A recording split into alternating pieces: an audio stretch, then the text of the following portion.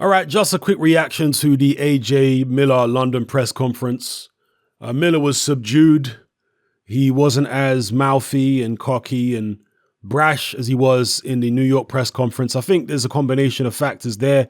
One, I think he was probably a bit jet lagged. The time difference between New York and the UK is 6-7 hours. So there was probably a bit of jet lag there. Two, I think Adam Smith had a word with him and told him to tone it down a little bit for the Sky audience. And three, he's done a lot of talking already and he's away from home this time as well.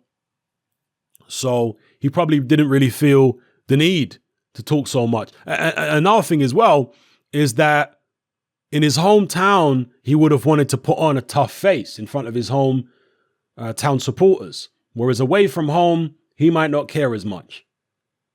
And in the US, they're trying to push for people to sign up to the Zone. In the UK, it's a Sky pay-per-view event. I'm assuming that Jarrell Miller is getting not a penny of the money from the Sky pay-per-view. So what does he care about publicizing something which only Anthony Joshua is going to benefit from? So many different reasons there why Jarrell Miller may have been as subdued as he was. AJ was more vocal. He was talking about how the scars on his knuckles are from street fights and how he wants to rearrange Jarrell Miller's face and all this kind of stuff. I mean, look, Anthony Joshua, he did have his little scrapes with the law when he was younger, but he's not from a tough part of London. Being involved in street activity in somewhere like Watford is not a big deal, people. It's just not. It's very different than being involved in street activity in inner city London, which Watford is absolutely not. So AJ is not really a street guy like that. I'm sure he's had his little, teenage rebellious phase, but he's not really a guy from the roads like that. You understand? So him coming out and saying all that kind of business was a delayed response to what Jarrell Miller had previously been saying. AJ talking about how he used to have to train in can you call it a garden outside the Matchroom Palace? But he said he used to have to train in makeshift facilities, basically. When he first started his professional career, he didn't have the red carpet rolled out for him. The reality is he did have the red carpet rolled out for him. Yes, it's not quite as easy as some people are making out, and he had to put the work in at the end of the day. I mean, you could be given the best facilities in the world, but if you don't put the work in, then you're not going to reap the benefits. So AJ deserves massive credit for putting the work in, but in terms of the way his career was built, he had the red carpet rolled out for him. Of course he did. He didn't have to fight on small hall shows. He didn't have to do any of that. And again, that's credit to him because of the fact that he came through the amateur program. He beat many top amateurs with very limited amateur experience himself. So he deserves credit for putting the effort in as an amateur and doing what he did and putting himself in a position whereby he could be offered a big money contract by Matchroom, Frank Warren, etc. because he was offered big contracts by all these guys. He eventually decided to sign with Matchroom. So look, I'm not taking anything away from the hard work that AJ's put in. Most people in AJ's position wouldn't be able to do what he's done. So it's credit to him. But he has been able to put himself in a privileged position. Okay.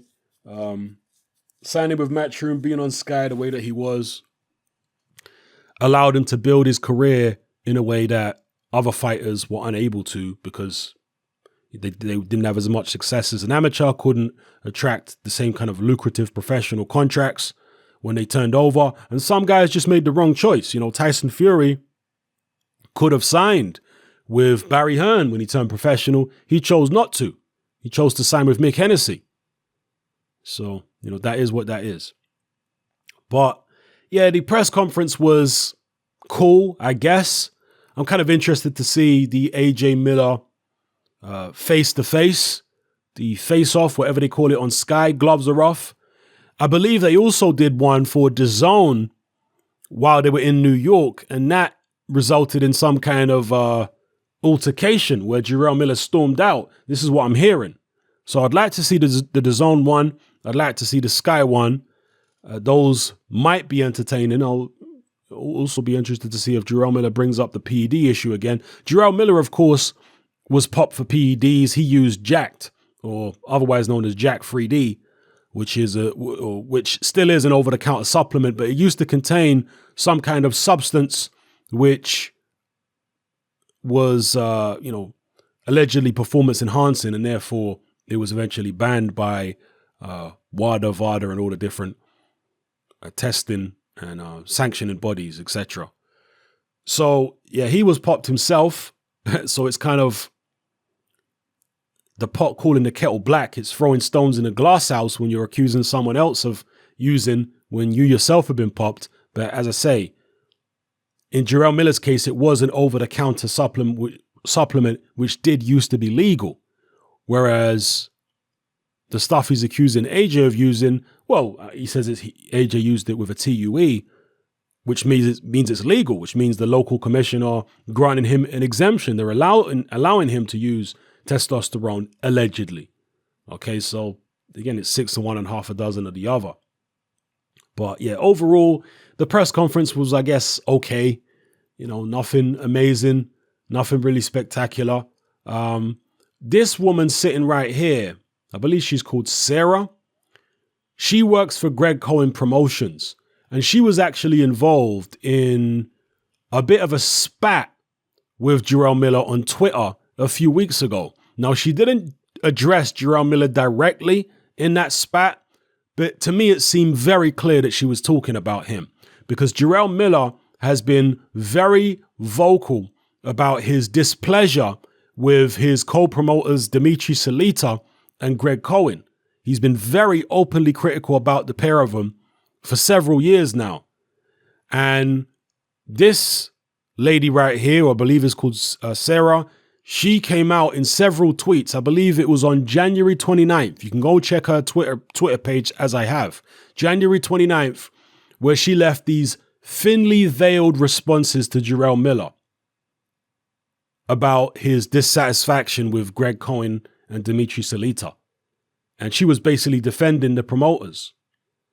So, yeah, interesting stuff. For those of you who want to go and see, you can get her name from the press conference, what her surname is, but I believe it's Sarah.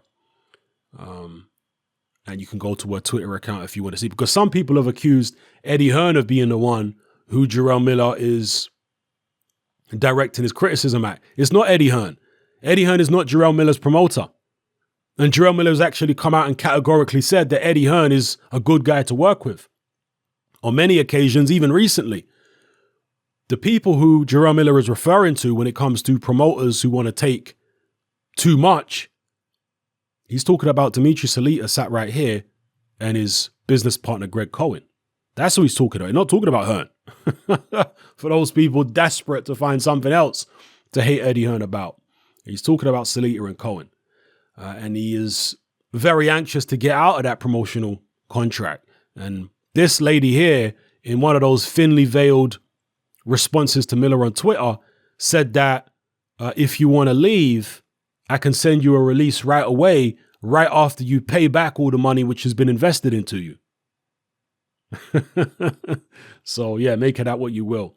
Anyway, that's all I got, people. A fairly uneventful press conference. Oh, actually, one thing before I go, one of the more interesting things which may have happened at this press conference was the fact that when the press conference started, and I was watching this live, when the press conference started, the microphones were on. Or sorry, before the press conference started, the microphones were on when Adam Smith and Eddie Hearn had made their way up to the table. The microphones were on, but they didn't realize they were on. It seems as though they didn't realize. And so there was a whole conversation which was broadcast between Adam Smith and Eddie Hearn, which I guess shouldn't have been broadcast. And they were talking about James DeGale versus Eubank. They were talking about Tyson Fury. And I didn't really hear anything too incriminating or anything like that from either of them. But one thing Adam Smith did say is that Tyson Fury, early on in his career, was struggling with people like John McDermott, and Adam Smith admitted that he didn't think Tyson Fury was going anywhere at that stage of Fury's career. When he was struggling with the likes of McDermott, he said, I didn't think he was going to go anywhere in his career. Struggling with guys like that, you can't really blame him. That's not really something particularly controversial. They were talking about the DeGale Eubank fight, and I guess the numbers it did and the kind of fight it was, and saying that he wishes DeGale would retire.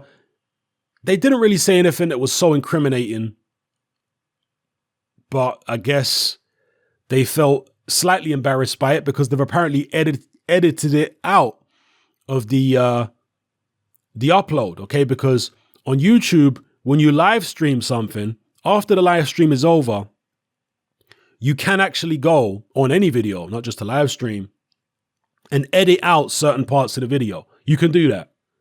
And so that seems to be what Sky did with that early part of the press conference when they were just getting up to the table and, they hadn't officially started yet. They've edited out a lot of stuff there. So, that was what it was. To me, it wasn't really that big of a deal because they didn't say anything that was of any kind of revelation to me. They didn't say anything particularly incriminating. Not that I heard anyway. So to me, it wasn't a particularly big deal. But hey, let me know what you guys think in the comment section below about everything I talked about in this video. It's happening, I'm out. Join me on Patreon. I upload a minimum of 2 podcasts every single week, covering a wide variety of controversial topics, as well as live stream Q&A sessions. Take a look on screen right now at some of the podcasts I've produced so far. For just $3 a month, the equivalent of about £2 a month, you get access to all my new podcasts and my entire back catalogue of past podcasts, including my popular Confessions of a Nightclub Bouncer series. You can listen on your computer or on your smartphone or tablet by downloading the Patreon app from the Google Play Store or the App Store for free. The Patreon app also allows you to download each podcast in MP3. For less than the price of a cup of coffee, you get access to dozens of hours of exclusive content.